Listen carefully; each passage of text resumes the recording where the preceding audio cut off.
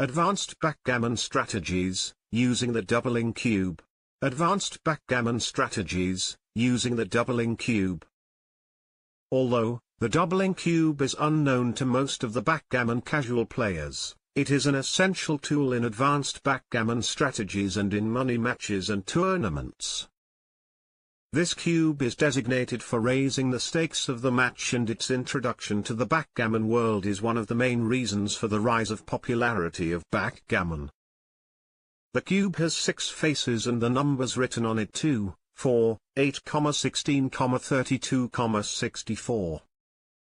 At the beginning of the match, the doubling cube is placed beside the board or on the bar between the players. Any player who feels at any stage of the match that he is leading sufficiently in the match, before throwing his dice, may suggest to double the stakes by placing the doubling cube with the number 2 facing up. For example, player A decided to raise the stakes. Player B, his opponent, the player the offer is given to, after reviewing his situation, has 2 options. He may refuse the offer and thus lose the game and 1 unit. He may agree to double the stakes, and in this case the match continues with higher stakes.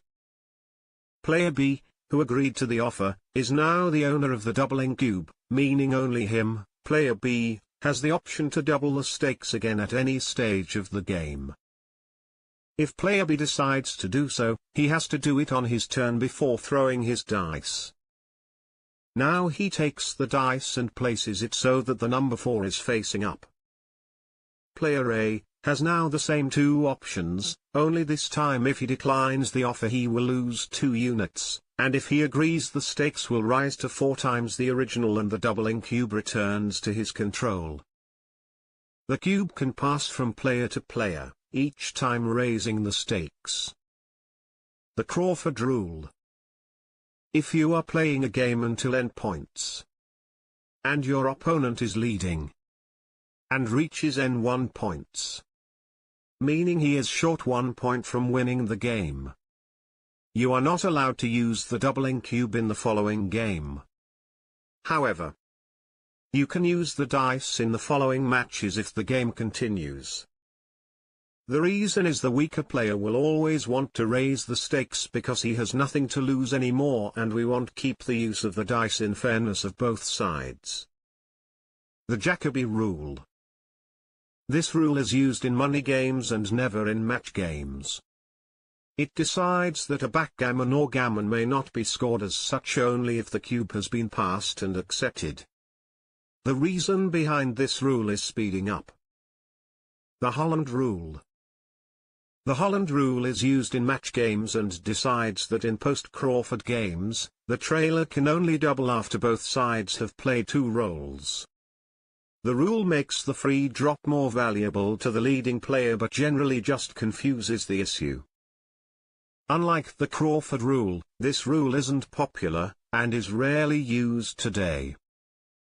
The beavers, raccoons, otters and any other animals in the backgammon game. These animals appear only, if wanted by both sides, in money games and never in match games. If player A doubles the stakes, and player B believes A is wrong and he, player B, has the advantage, B can double the stakes and keep the doubling cube on his side.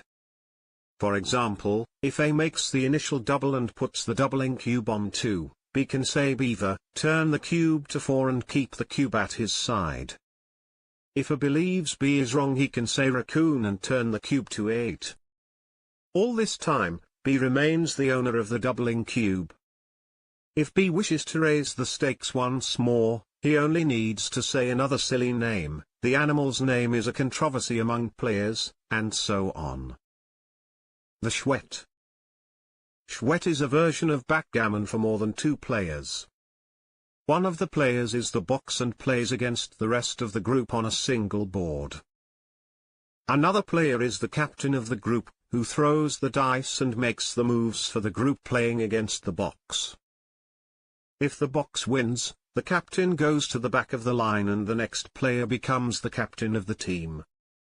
If the captain wins, he becomes the new box, and the old box goes to the end of the line.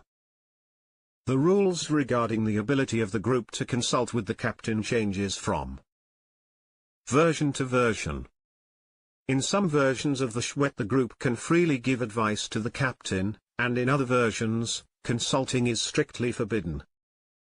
The compromised version is the most popular. Consulting is legitimate only after the dice have been thrown. Originally, Chouette was played with a single die.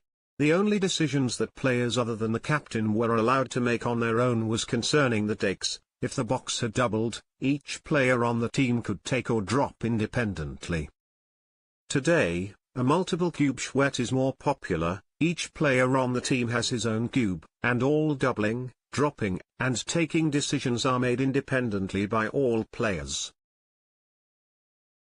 Don't forget to like our video.